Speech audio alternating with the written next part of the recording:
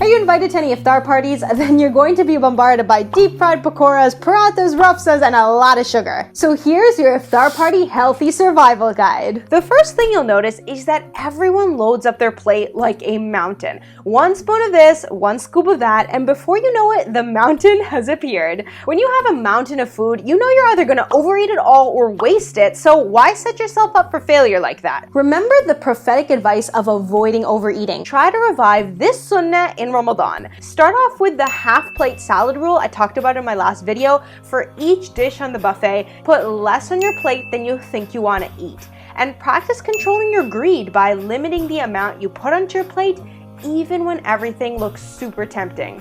And always follow the rule of one. Pick one egg roll, one samosa, or one pastry. Keep it controlled.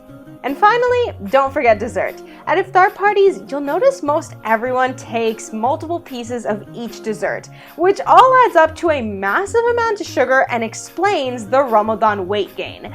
Instead, send one person to represent your entire table to collect one plate of dessert for all of you to share.